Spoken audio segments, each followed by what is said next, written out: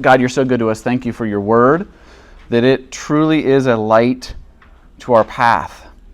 It gives us not only insight into the past, into your history, but it also gives us direction for today and hope for tomorrow because of your faithfulness, your promises that are true. So we thank you, and we pray that you'd give us a deeper understanding, a deeper appreciation, a deeper love for you and your word, and the Spirit's guidance this morning. In Jesus' name, amen. As much as I love hearing kids enjoying their morning. Buddy, can you reduce my distractions at least? That will help on so many ways. All right, let's kick off. Thanks, Steve.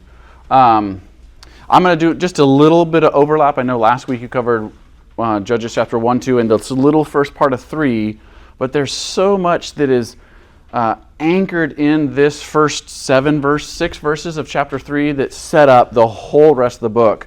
So in order to get there, I want to help the guiding questions lead us to notice some of those details of who or what are Israelite judges. What are we talking about when we are reading the stories about Israelites' judges?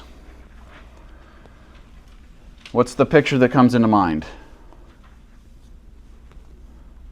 What are they doing? What kind of role do they play? Yes, what does that mean though? Military leader. Okay, yeah, they're more army general than they are Supreme Court justice. So if we have this picture, this conception that they're sitting behind a big desk with like a gavel and some kind of robe saying right, wrong, good, bad, any of those kind of conceptions, Deborah is actually only the one we'll get to in a little bit in chapter 4 and 5. She's only one of few judges that actually have the role of judge. Does that make sense? Okay. So what comes to mind? What are the judges doing? Army general. What else? Judging the people. They're judging the people. What does that mean? What are they judging about the people? If you're doing this right, you're doing it right, and you're wrong, and you're doing it Okay. not at all. Yes, so individually they're judging individual members of God's covenant community. And what else? The whole community is turned against the Lord, and so they're coming as when they cry out to God and say, oh wait, you truly messed up, God is the judge to say, okay, now I'm going to come help you. Yeah. Turning back to me. Yeah, good for you, group of people recognizing you're wrong. So what does right look like?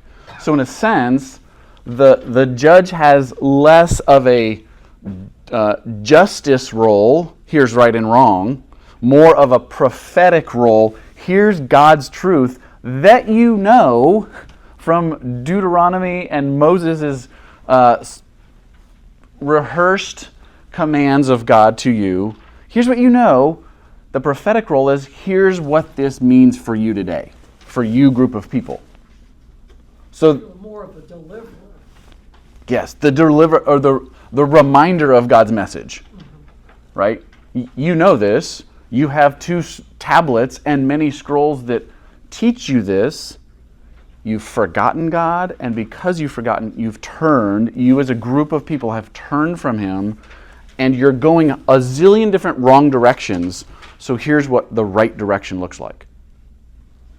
In a lot of ways, if you've heard the sermon from this morning, it's the setup to Proverbs, right? And we're only the judges are probably in the 13 to 1200s BC, so we're only about 100 years away from King, I got this wrong a couple weeks ago, King Saul, and then David, and then Solomon. Solomon who is writing Proverbs, right? So what role do the judges, especially when we get into the couple today, they're prophetic, not in the sense that they're future teaching, they're not telling what's going to happen in the future, they're truth telling, what God's truth in the present for God's people is.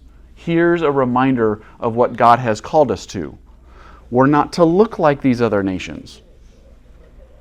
And in the context, right, we saw this all throughout the ending of Joshua. Really, the allotment of the tribes is, if you want God's blessing, you get to participate in the destroying the people that are there. Not because you're evil or because they're let me rephrase that. Not because you're better than their evil, but because it's God's property. He's claiming it and he's giving it to you. You're devoting it to God, and he says, this generation is wicked.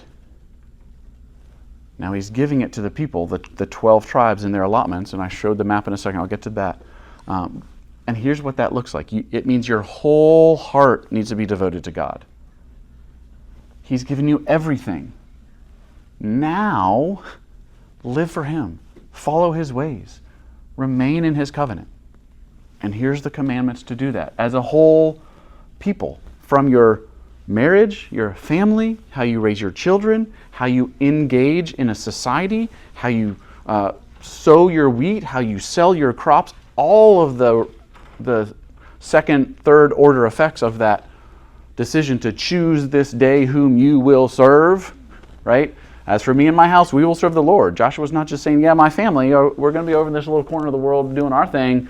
He's saying, y'all must decide because we're in this together. Remember, that was the whole debacle when the eastern tribes went back over the Jordan after they had fought for the western tribes. They had all conquered their part of the land. The eastern tribes went home and they built that altar of remembrance. The issue was, are we going to have unity at the lack of faithfulness? We're just going to get along because we must get along? Or is faithfulness to God's covenant what's going to unite us and keep us together? Two very different things. And we can get into more of that today. But the judges are now coming. Now we're going to continue to see this cycle. God's people forget God and so turn to a zillion different other wrong, evil directions, but primarily to Baal and to Ashtaroth. And we're going to look at what those god and goddesses mean for their daily lives. Man, technology is not my friend today. I have literally not touched anything, but here we go. It's okay. I'll just ignore it, and we'll press. So when the people forget, they turn to other gods, and God hears their cry and raises up a judge who is not going to, again, the judge, his or her role is not judgment per se, but delivering God's judgment. He's already judged them. This is true, this is wrong. You know the way. Walk in the way. All right, what's the context? Again, we're about 13 to 1200s BC. We've got, let me show the map because I think this is going to be helpful just to visualize some of the places we're in these different areas. This is the allotment. The people's inhabitants of these different places, specifically these different cities, it never got to this full extent. And it shrinks and molds and is reshaped almost every year from the initial conquest of mid-1300s all the way to the final exile in 586. So we're a long period of time. It's constantly shrinking, swelling, growing. This city's overtaken. This territory's taken. They grow back. Solomon, the kingship or the kingdom swells even larger through wars and treaties and marriages and many different things. But this is the general picture. We're going to zoom in on a couple different places in a minute. What else do we see? Not just the geographic context or the chronological, historic context. What else is going on in this period of Judges?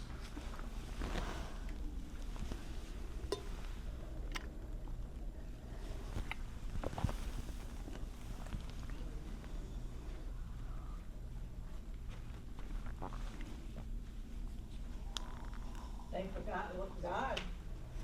Yeah. They forget God. And it's not just a once, oops. It's every generation. Okay? So specifically, the Exodus generation that was disobedient in a few minor ways, but the major ways was they didn't trust God in coming into and conquering the land. They were stuck in the desert, but their job, biblically speaking, theologically speaking, was to pass along, to teach the next generation what it meant to be faithful to a faithful God. And every generation since has had to really press in. Here's to the big the big grace of God to say He's given us everything. He's given us His own glory dwells with us. His blessings flow out of that. We live in a land we didn't create. We didn't build the cities. We didn't plant the vineyards. We didn't dig the wells. We didn't make the boundaries. We've been given everything, and we've been given the ways to actually live in a society that's going to thrive, not just kind of eke by. This is not subsistence living. This is thriving. This is flourishing. And the next generation forgets that. For some reason, I just want to frame it in a couple different ways. For some reason, the generation either forgets how good God is or how good the gift is, and they start comparing. What do they see when they compare? When they look around the other Canaanites, what do they see?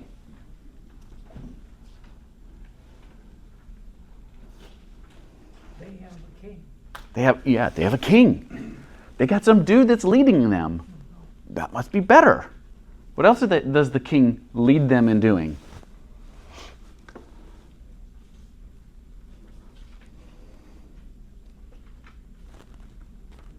Down the wrong path?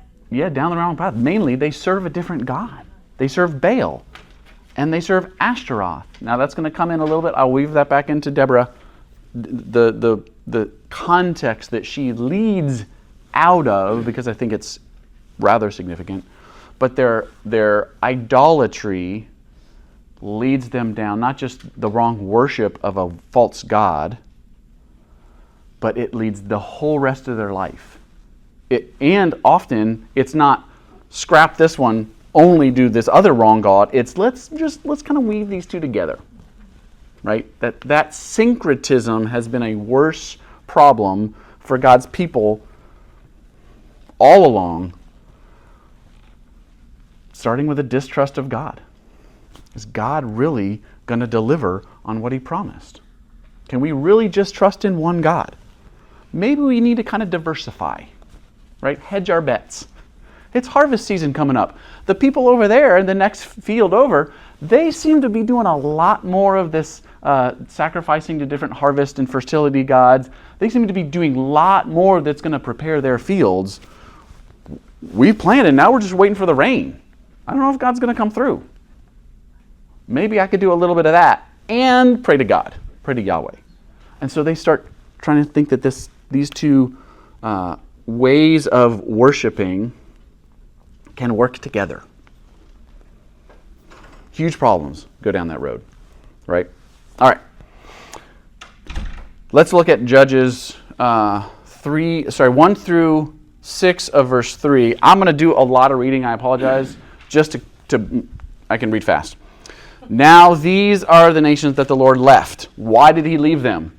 Great question. To test Israel by them. That is, all in Israel who had not experienced all the wars in Canaan. Why is that a big deal that God's doing that? This is not accidental.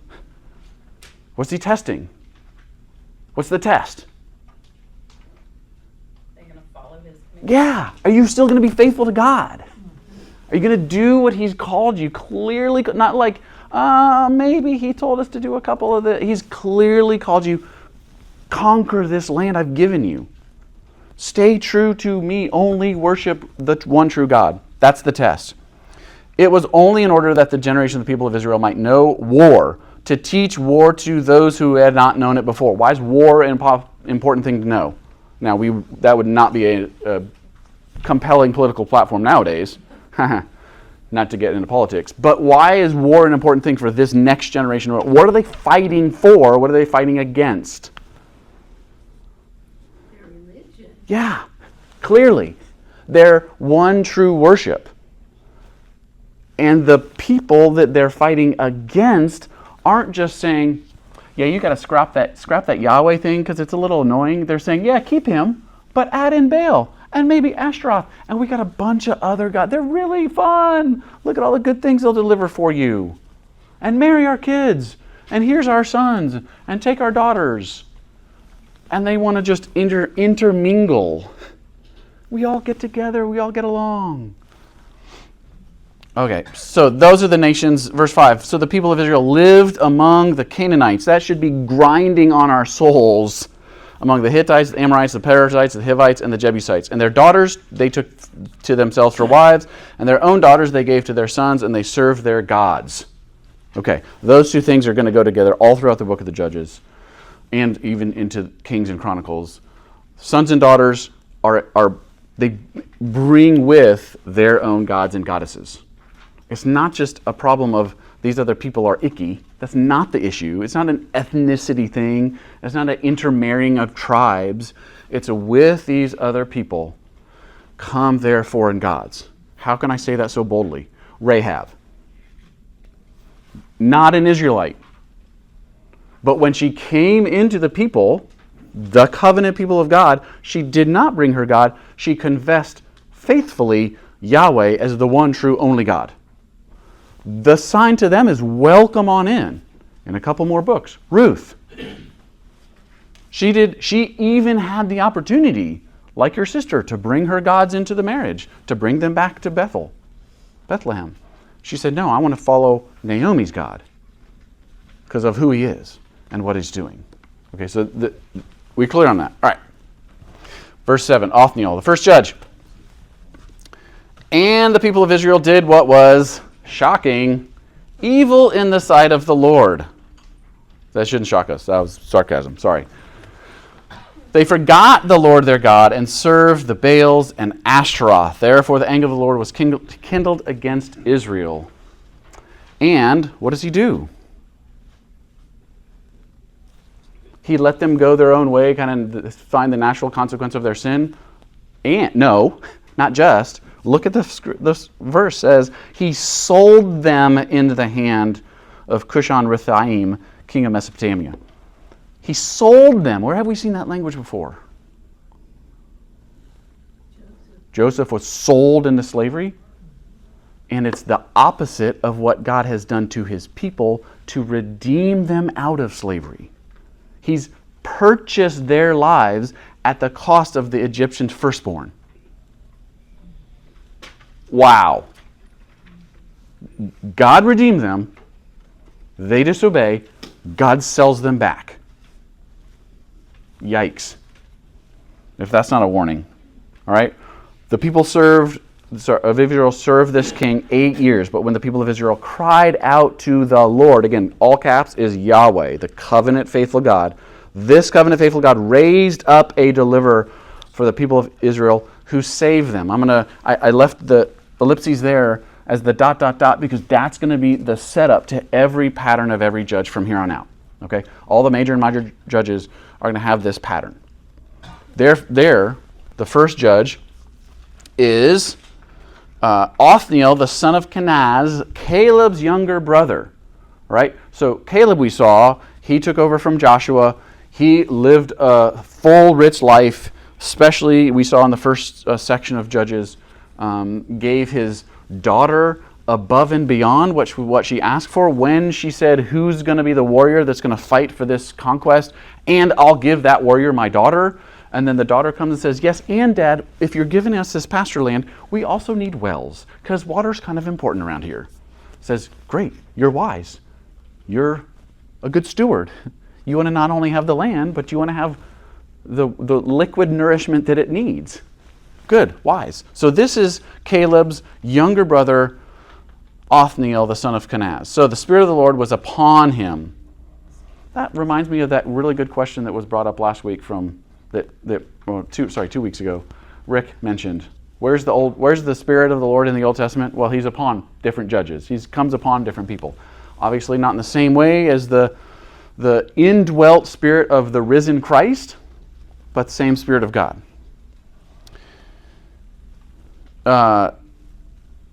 Second half of verse 10. He went out to war, and the Lord gave this king of Mesopotamia into his hand, and his hand prevailed over Cushan-Rishathaim, so the land had rest 40 years. Then Othniel, the son of Kenaz, died. What do we notice? What either words pop out at you, think verbs or timeline? What things stick out to you in that short section? Well, Yeah, it right. says that they had rest for 40 years, considering that they had 40 years in the wilderness. So That's not an accident. Yeah, don't miss. That's not an accident. It's not like, 40 sounds good. That's a generation, isn't it? It is the generation. That's also important, because what happens with the next generation? Out of sight, out of mind. They didn't learn more. And war, not just, hey, let's go fight because we're angry, but hey, we have something worth fighting for.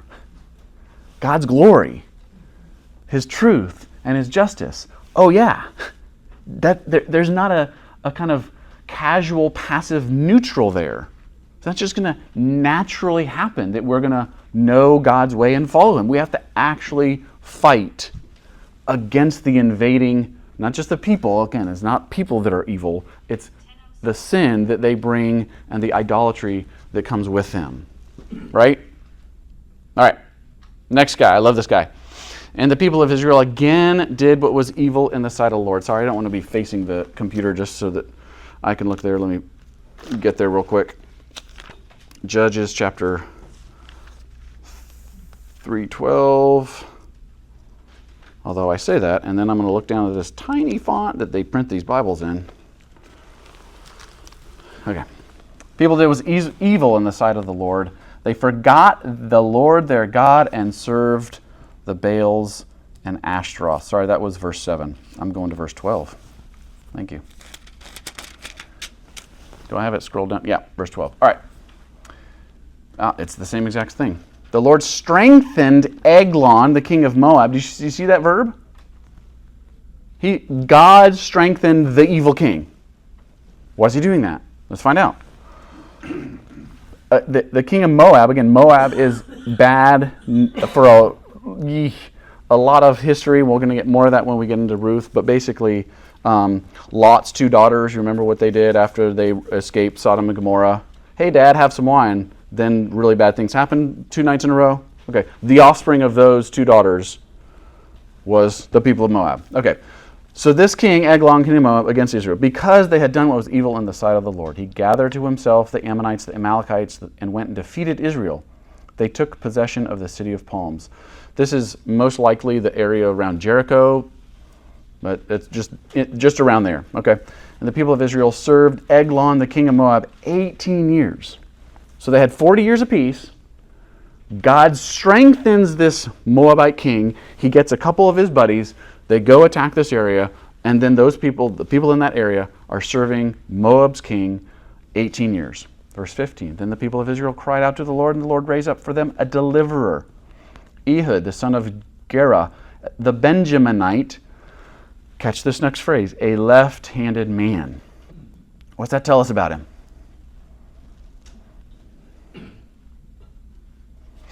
All right, he's a Benjaminite. The tribe of Benjamin was one of the smallest. So already the people from the other tribes are going, well, he's got that against him, but we'll see what happens. What does left-handed man mean? He's sneaky.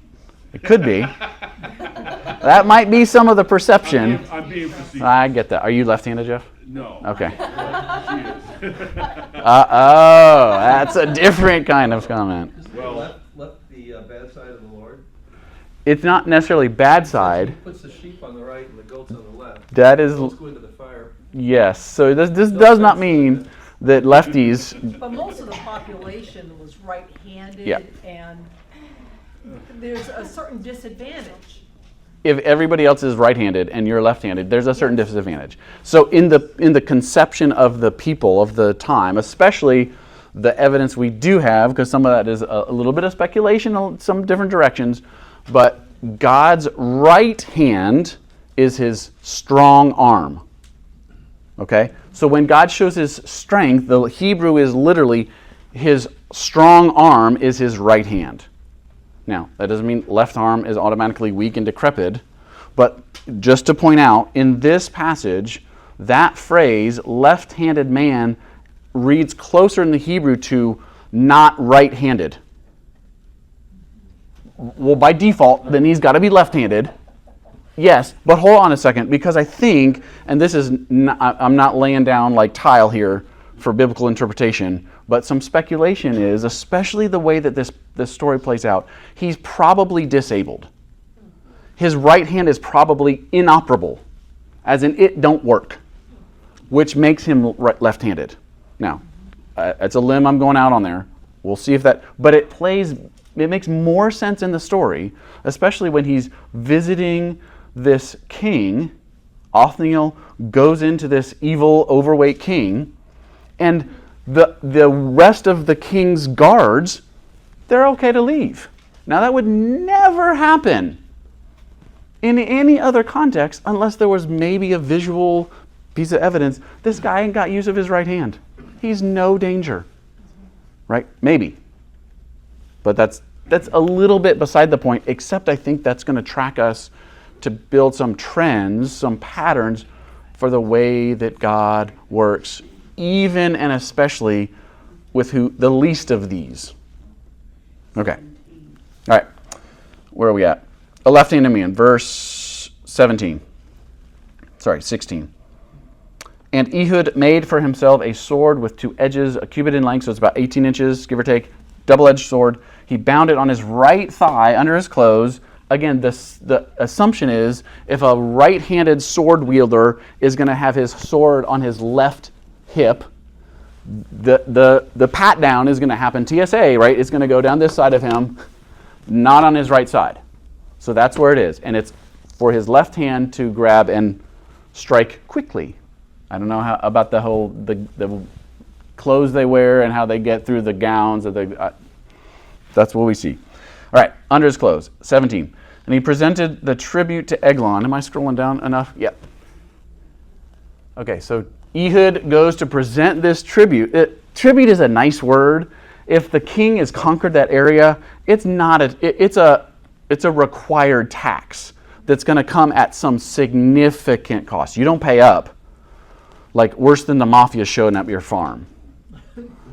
And what's also interesting in the comparison, the context, what is their harvest supposed to go towards?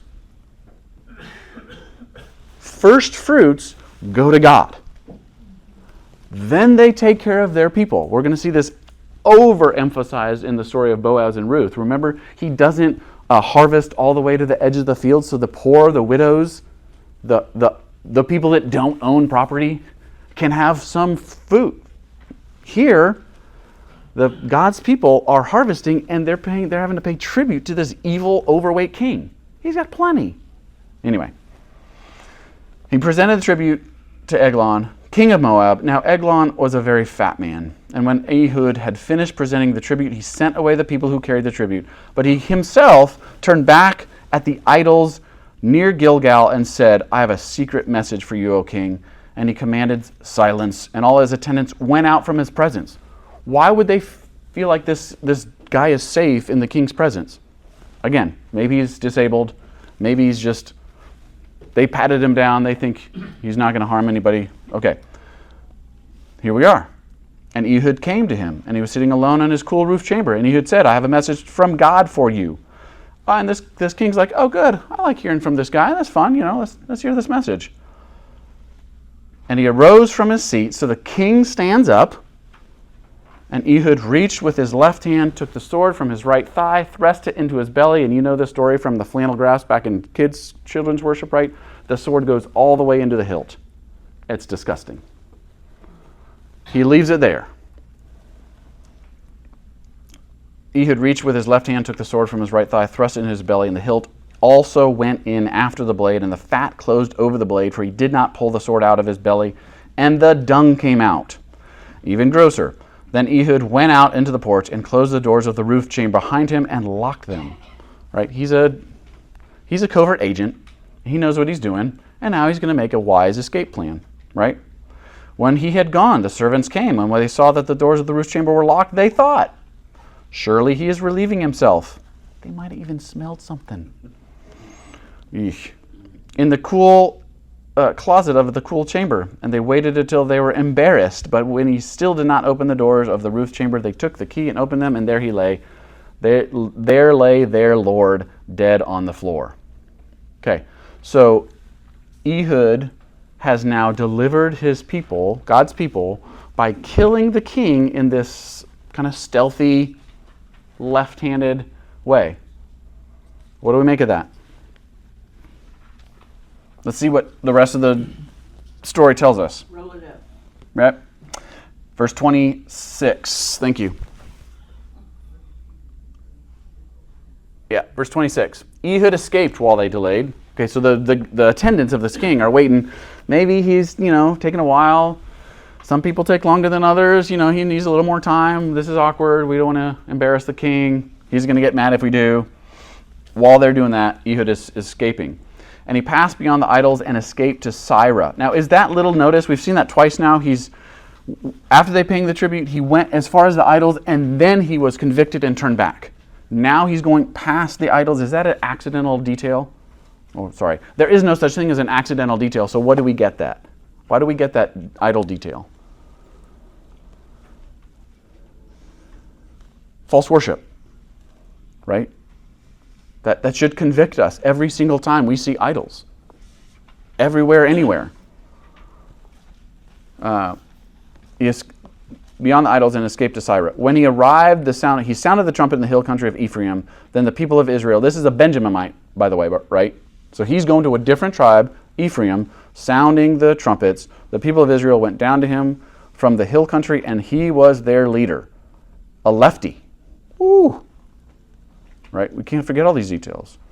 Then he said to them, "Follow after me, for the Lord, Yahweh, the covenant faithful God, has given your enemies, the Moabites, into your hands." So they went down after him, seized the fords of the Jordan against the Moabites, and did not allow anyone to pass over. And they killed at that time about 10,000 of the Moabites, all strong, able-bodied men. Not a man escaped. Why do we get those details? All strong, able-bodied. Because a lefty leader just took them out. But it's not the lefty leader. It's the Lord God using a lefty. That's what that's the big neon sign we're supposed to catch, right? So Moab was subdued that day under the hand of Israel, and the land had rest for how many years? Twice as much as before. A lefty gave them 80 years of rest, peace, flourishing. All right, next, Shamgar. After him was Shamgar, the son of Anath. You got to say that like a Viking. It just sounds cooler, right? I mean, Shamgar would be a great Viking. I'm sure he's a great Israelite name. All right, who killed how many? 600 of the Philistines with an ox goad. He also saved Israel. There's a couple different... Anybody seen an ox goad before? Anybody seen a cattle prod? Think a cattle prod, only more like a spear size. It's probably got a thick shaft. Because I've never personally goaded an ox, but I'm guessing if you've got oxen to goad, you need a little heft behind that. It's not going to take like a little, like a little horse swish, right? It's not going to anyway. It's a spear size stick with a pointy end. Sometimes a hook so they could get their horns and steer them. It's a big thing. Basically a spear. He kills 600 Philistines. Now, the text doesn't say whether he personally was the reason for 600 Philistines' death or he led men. Either way, it doesn't really matter. The text just gives us a story. There he is. So he also saved Israel. Next. Any questions so far? Shamgar, What? right now. Yeah, sorry. And now you're going, okay. Yep, so that was Shamgar. Any questions about Shamgar? Who is this guy? Guess why it doesn't matter? No, I'm not trying to make an argument from silence, but Scripture doesn't say much. Why?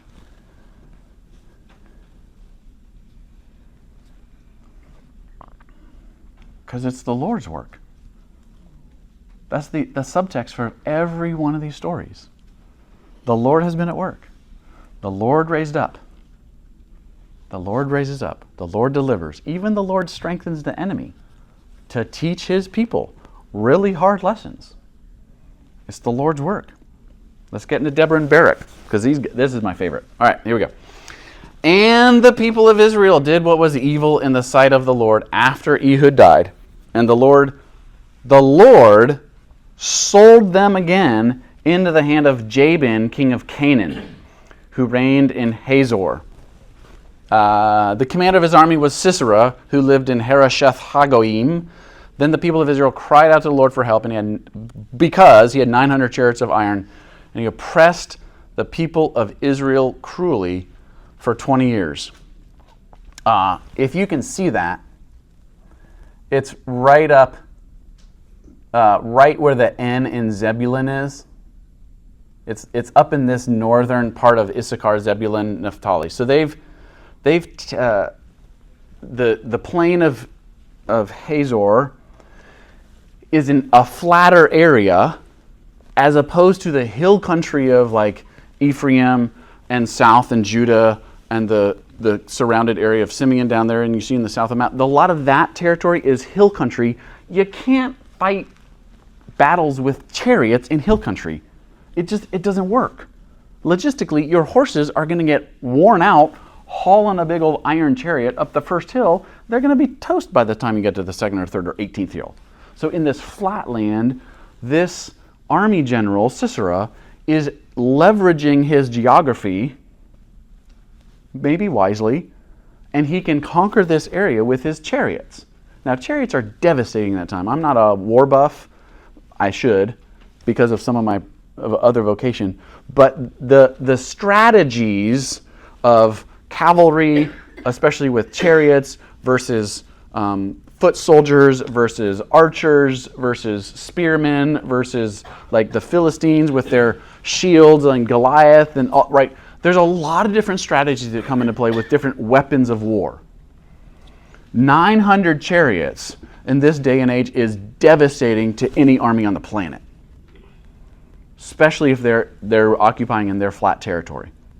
All right, we get the situation. So this king, I'm going to try to track this for you. King Jabin has an army general, Sisera. They're in this area. He oppressed the people of Israel cruelly.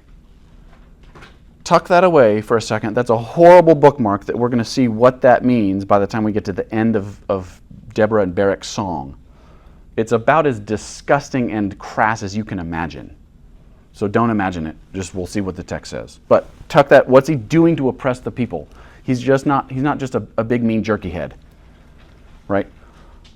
Now Deborah, love it. The prophetess, the wife of Lapidoth, was judging Israel at that time. There's a lot of things I like about the ESV. That phrase, that translation is not all that helpful. What is being emphasized, Deborah, the Hebrew text is clear. She is a woman prophet, a woman of Lapidoth. Now, Lapidoth could either be her husband. We're not given any of that. And usually, the pattern is this person, male or female, is the son of this person. That's the pattern we get to identify who they are in their genealogy. It wouldn't make any sense that, well, it might, it could, that we're mentioning the husband of Deborah. She's the wife of Lapidoth. His name could be Lapidoth. But that word, in the other times that it's translated in the book of Judges, means light or fire. So track with this. Just tuck this away, see if this tracks as we get through more of the textual evidence. Now Deborah, a woman prophet, a woman of fire or light, was judging Israel at that time. What is a judge doing? She's bringing the light to the dark places of the people's wickedness. Here's what's right, here's what's wrong. I think it's more of an adjective describing the kind of work she's doing, the role that she has, not just mentioning a uncharacteristically against the pattern of the genealogy. Minor detail, let's keep pressing. Any questions? I'm not trying to make a case for anything yet. This is 4 verse 4. All right, verse 5. She used to, sorry, let me go back to this. I'm sorry, you can just ask me to stop showing you the map and get to the text. There she is. See that? Deborah, prophetess, that's taken 2 Hebrew words, woman, prophet. Not wrong to translate it that way, but I think the point is, again, just like we saw with Ehud, the left-handed man, it's not the fact that he's lefty, it's the fact that God can use a Benjaminite, a lefty, a woman. God's using all of these people. Next, when we get into chapter 6, who's he going to use? Gideon. Gideon overtly makes it super obvious. God, I think you've got the wrong dude. I'm the weakest tribe, the smallest family, and I'm scared because I'm trying to thresh my wheat in the wine cellar rather than up on the hill, which would actually make more sense. So he's going out of his way to show that this is how the Lord works. Yeah, Rick. You don't mean to be recursive or anything, but Yeah. maybe the emphasis on the left hand was because he had to go for his sword in the right, and so it looked more deceptive Okay. before Eglon. In other words, it doesn't look. It looks like you might be going for a message. Oh, okay. When you do that, now if he just grabbed his sword in his right from his right side with his right hand, it might have. Sure. So it might have been intentional as a deception. I don't know. It's just a guess. That could also be. Yeah. Either way, the Lord is using him. All lefties being on the bad side of the Lord. Yes, lefties are not evil. Well, not more sinful than the rest of us righties. All right, verse 4. Now Deborah, a prophetess, the wife of Lapidoth, was judging Israel at that time. She used to sit under the palm of Deborah. She's got a tree named after her. Between Ramah and Bethel in the hill country of Ephraim, and the people of Israel came up to her for judgment. Now she actually is judging, sitting, first of all. That's an important stance of a role, that she's got some authority, got some wisdom. People come to her, they're bringing a case, whether it's property dispute or whatever, right and wrong, civil judgment, something, and she's judging. She's telling them what's up. Here's what you're supposed to do about it. So she's right here in this center area, right north of Benjamin, right in Ephraim. She's right, yeah. You see where that is on the map? Does that help? Because that's going to be important, because the battle is going to be way up near the Sea of Galilee by Zebulun. All right. So that's where Deborah is. She's actually sitting doing the work of a judge, not the work of a general. I think that's going to be important when we see that she calls Barak. Verse 6. She sent and summoned Barak, the son of Abinoam, from Kadesh Naphtali, up north, and said to him, has not the Lord, the God of Israel, commanded you? What role did she just take? It's a prophet role. Not, here's the future, but here's the truth for you now. Hasn't God said this? Has not the Lord, the God of Israel, commanded you, go, gather your men from Mount Tabor, taking 10,000 from the people of Naphtali and the people of Zebulun, and I will draw out Sisera, the general of Jabin's army, to meet you by the river, Kishon, with his chariots and his troops, and I will give him into your hand. That's a rhetorical question. Didn't God say that to you? What's his response? I love this. Verse 8. See it? Barak said to her, if you go with me, I will go. But if you will not go with me, I will not go. What's he mean? I need 10,001 people? I've seen you with a sword, you're pretty good? No. Why does Barak insist that Deborah go with him? He wants to make sure. He wants to make sure of something. That God's word, God's voice, let's see. She said, I will surely go with you. Oh, good, thanks.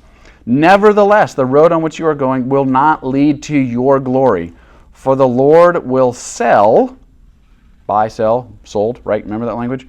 Will sell Sisera into the hand of a woman. Then Deborah arose and went with Barak to Kadesh. So they're going from the south part where Deborah is judging back up north to where Jabin and his general Sisera and all their chariots were, up north, okay? And Barak called out to Zebulun and Naphtali to Kadesh, and 10,000 men went up at his heels. That means they followed him closely. And Deborah went up with him. Now, again, in war strategy, what's the chances of 10,000 foot soldiers defeating 900 chariots? Say it, give or take 0. Again, I'm not a war strategist from ancient Israel, but chariots, this is like rock, paper, scissors. Chariots beat foot soldiers 10-1. So he knows, Barak knows, I've even got, with 10,000 men, this is not a fair fight, especially if we're going into their flatland. But that's not where they're going. They're going into this Kishon River Valley. Okay? This is not an accident. God knows what he's doing.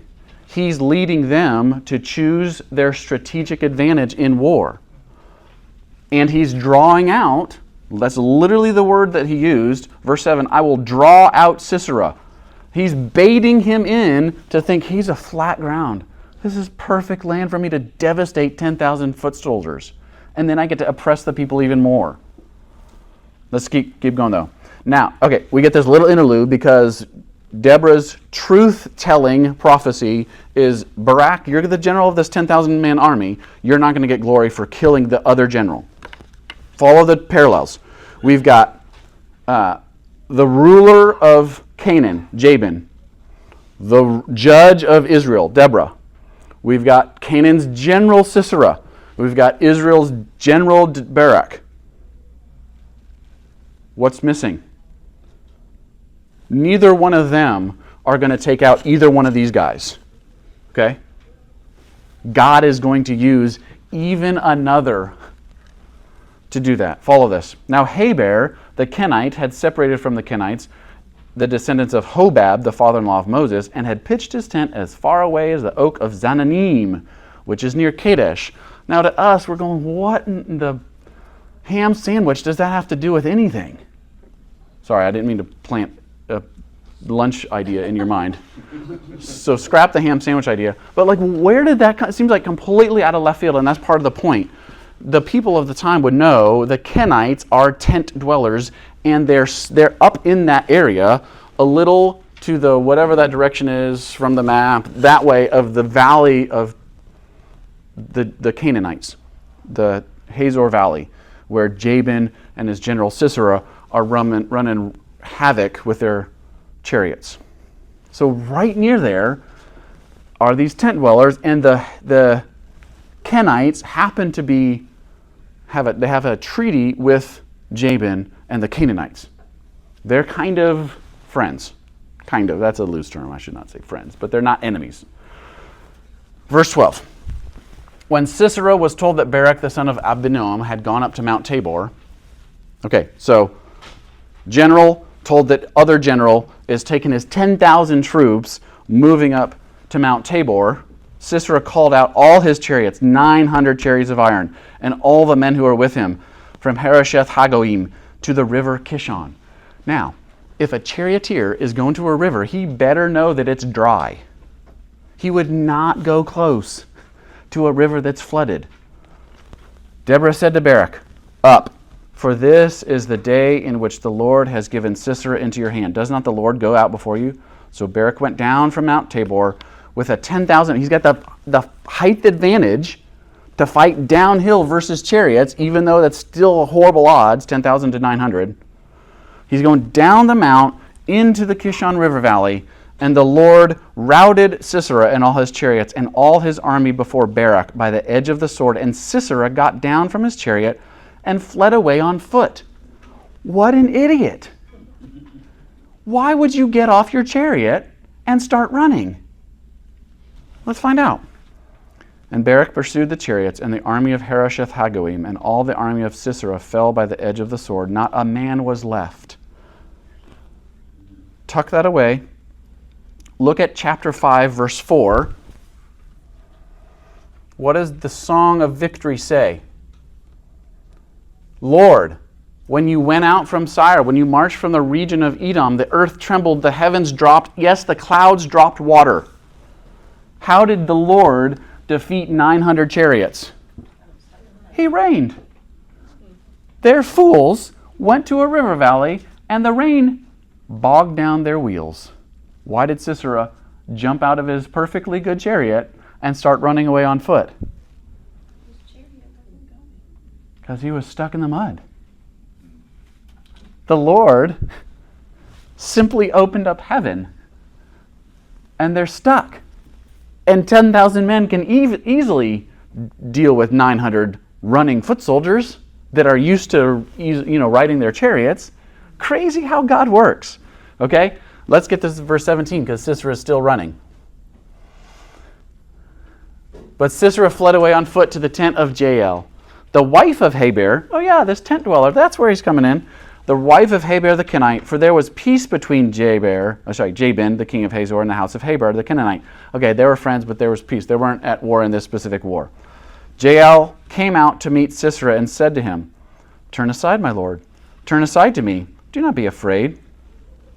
He recognizes he's in a area that is a treaty with his king. There's a woman, says, "Don't be afraid." So he turned aside to her into the tent, and she covered him with a rug. And he said to her, verse 19, "Please give me a little water to drink, for I'm thirsty." Yeah, no joke, he's been hoofing it for probably a couple miles. She's thirsty. So she opened a skin of milk and gave him a drink and covered him. And he said to her, "Stand at the opening of the tent. If any man comes and asks you, 'Is anyone here?' say no." He wants her to lie for him. But Jael, what does she do? The wife of Heber took a tent peg and took a hammer in her hand. Then she went softly to him and drove the peg into his temple until it went down into the ground while he was laying fast asleep from weariness and from a nice glass of warm milk. So he died. And behold, as Barak was pursuing Sisera, Jael went out to meet him. Oh, she stands at the gate of the tent, or at the entrance of the tent, right? And said to him, "Come, and I will show you the man whom you are seeking." So she knows who Sisera is. How does she know that? We're going to find out in a second. So he went into her tent, and there lay Sisera dead with a tent peg in his temple. So on that day God subdued Jabin, the king of Canaan, before the people of Israel, and the hand of the people of Israel pressed harder and harder against Jabin, the king of Canaan, and they destroyed Jabin, the king of Canaan. So God's victory at the hand of Jael with a tent peg shows his glory no matter who he uses. Now, there's so many layers of this story. And I want to get to the song for a second, but what questions does this story bring out for us? Are there any theological or ethical, moral layers that we're like, wee? Why Paul says women can't lead? That's a wonderful question. Yes. What kind of leadership does Deborah and Barak and Jael have? Because I think usually we get this wrong in both directions. Not that there's only two directions, but usually we miss this.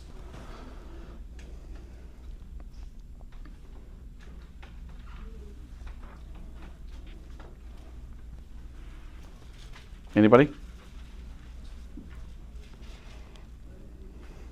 Fascinating, just because you mentioned it. I appreciate that, Bronwyn. That's just a question. No. The ESV Study Bible highlights in their introduction of Deborah is a ruler in the land because there is no man to take her place. I'm like, maybe. I don't see that in the text. It doesn't start off the story by saying there's no judges that God can raise up, so he picks plan B. It's just not there. That's more eisegesis. That's way more eisegesis. Yeah. No indication. And there's no indication. To answer the question about women leadership, though, Yes. not the same thing. Not the same Doing thing. is not equivalent to what Paul talks about in the church. Yes. Two completely different things. On a couple layers. Make sure we get that right. So, just really good question. First, this is a narrative. It's not prescriptive. It's not requiring that in certain situations there be a woman prophetess. That's just not what it's saying. It's saying, in this situation, God raised up not only a woman prophet, she was a judge, and she called the war general to do his job. Look at, what verse is that? Verse 6, she sent and summoned him and clearly pressed in the word of the Lord and kind of, I don't want to say convicted, but got him to go do what God said. And she goes with him. And then it's Jael who ends up killing this general. I think there's a couple more details that we'll see in the song that kind of emphasizes. That's all to say, it's not prescriptive. This is not automatically what every group of civil or church leadership should look like. But it's also, usually we put this in two categories, right? And I hate to frame it this way, but usually that's the way that critics frame things. There's on one direction, there's the traditionalist, women can't. On the other direction, there's the progressive, women can. I don't think this story is falling into either of those ruts. It's saying God always will. Sometimes he's using this. Sometimes he's using that. We go from lefty to woman judge prophetess to Gideon. And then Samson. And like we have all these other, and none of them are the perfect, awesome, clear hero, but that's not what we should be looking for. Right? We should be looking for the faithful one who is actually fulfilling what God has called them to do. And sometimes that means at the high level. Sometimes that means at the low level. Jael was probably not waking up that morning going, man, I wish I had some temples to drive some tent stakes into. She's there going, this is the enemy of the Lord. And she recognizes him. Let's see in the song, though. I want to make sure we have time for this. This is depressing and crazy at the same time. All right. In other words, Bron, there's a lot more better answers to your really good question than this passage, but just to frame it, this passage doesn't answer what might be Paul's quandary of how women can lead. Verse 1 of chapter 5. Then sang Deborah and Barak. This is the first duet in Scripture, by the way. I think it's beautiful. I don't know if I'd want to sing it in the context, but here we go. Deborah and Barak, the son of Abinoam, on that day, that the leaders took the lead in Israel. Whoa, who were they? Oh yeah, Deborah and Barak. Both. That the people offered themselves willingly. Bless the Lord. What's their point? Yay! God was to be blessed, right? Hear, O kings, give ear, O princes, to the Lord I will sing. I will make melody to the Lord, that the God of Israel. Lord, this is covenant God. When you went out from Seir, when you marched from the region of Edom, the earth trembled and the heavens dropped. Yes, the clouds dropped water. That's where the army came out from to meet the chariots. God, this song just says, God, you marched out with them. You dropped water. You're the conqueror. The mountains quaked before the Lord. Yes, even Sinai before the Lord, the God of Israel. Going all the way back to the covenant at Sinai with the commandments. In the days of Shamgar, son of Anath, we just saw him, right? The ox goad, he killed all these Philistines. In the days of Jael, the highways were abandoned. The travelers kept to the byways. Part of the way that Sisera was oppressing these people. Jael knew it. The villagers ceased in Israel. They ceased to be until I arose. I, Deborah, arose as a mother in Israel. Did you catch what she said of her own role? She didn't try to say, I'm king. She didn't try to say, I'm the best judge. She didn't say, because there's no other man around. She said, I'm a mother. I came to nurture. That's not the only role a mother has, but that's a primary one, right? She came to rescue, to deliver, to call out the truth where it needed to be called out. Okay. When new gods were chosen, then war was at the gates. Was shield or spear to be seen among 40,000 in Israel? My heart goes out to the commanders of Israel who offered themselves willingly among the people. Bless the Lord. For all these things, the Lord is to be praised. Bless the Lord. Tell of it, you who ride on white donkeys. This is the uppity class, right? You who sit on rich carpets and you who walk by the way to the sound of musicians at the watering places. There they repeat the righteous triumphs of the Lord, the righteous triumphs in his villagers in Israel. Villagers, not like fancy, rich, expensive townspeople, just villagers. Then down to the gates marched the people of the Lord. Awake, awake, Deborah, awake, awake, break out in song. Arise, Barak, lead away your captives, O son of Abinoam. Then down marched the remnant of the noble. Sorry, I'm way off. 13. Thank you. Then down marched the remnant of the noble. The people of the Lord marched down for me against the mighty. From Ephraim, their route, they marched down into the valley, following you, Benjamin, with your kinsmen, the smallest tribe, right? Benjamin. From Machir marched down the commanders, and from Zebulun, those who bear the lieutenant staff, and the princes of Issachar came with Deborah and Issachar, faithful to Barak. In the valley, they rushed at his heels. Among the clans of Reuben, there were great searchings of heart. Why did you still sit among the sheepfolds to hear the whistlings for the flock? Among the clans of Reuben, there were still great searchings of heart. Gilead stayed beyond the Jordan, and Dan, why did he stay with the ships? Asher sat on the coast of the sea, staying by his landings. Zebulun is the people who risked their lives to the death. Naphtali, too, on the heights of the field. He's calling out all the other tribes. You are bigger than us. You could have came and helped, but you sat it out. But the Lord be blessed, The kings came, they fought the kings of Canaan and Tanakh by the waters of Megiddo. They got no spoils of silver from heaven. The stars fought. From their courses, they fought against Sisera. In other words, God used nature to rain on Sisera. The torrent Kishon swept them away. The ancient torrent, the torrent of Kishon. March on, my soul, with might.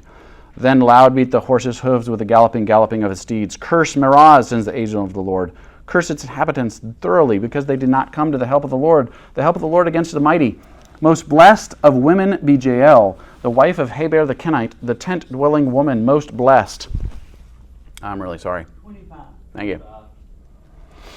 He asked water, and she gave him milk. She brought him curds in a noble's bowl. She sent her hand to the tent peg, and her right hand to the worker's mallet. She struck Sisera. She crushed his head. She shattered and pierced his temple. Between her feet he sank. He fell. He lay still. Between her feet he sank. He fell. Where he sank, there he fell dead. Out of the window. So, catch that? That poetic language is driving home the point. This is how this high-up military general died this disgraceful death. Out of the window she peered. The mother of Sisera wailed through the lattice. Why is his chariot so long in coming? Why tarry the hoofbeats of his chariots? Her wisest princesses answer. Indeed, she answers herself. Have they not found and divided the spoil? What's the spoil here? Prepare yourself. A womb or two for every man. What's the spoil? Raping and pillaging. It's horrible. This is the mom, Sisera's mom saying this. This is this is how I'm getting over the grief that my son's delayed. Oh, he must be raping and pillaging. He's good. A spoil of dyed materials for Sisera. Spoil of dyed materials embroidered. 2 pieces of dyed work embroidered for the neck as spoil. So may all your enemies perish, O Lord. This way. But your friends be like the sun as he rises in his might. The land had rest for 40 years. Against the oppressed, God delivers. When Sisera thought he was going to have a little bit more spoil, probably raping and pillaging even Jael, God had a different answer. And they showed it in song that this is how God gets justice, overcomes the enemies of his people, because he is faithful. I know we're out of time. Please, if you have questions, either ask me or we'll bring this back up when we meet again. I'll be leading again next Sunday. So let's pray. God, you're so good to us. Thank you for how you turn the hearts of your people back to you through many different ways. I pray that now as we go into worship, you will continue to turn our hearts towards the right and righteous judge. In Jesus' name, amen.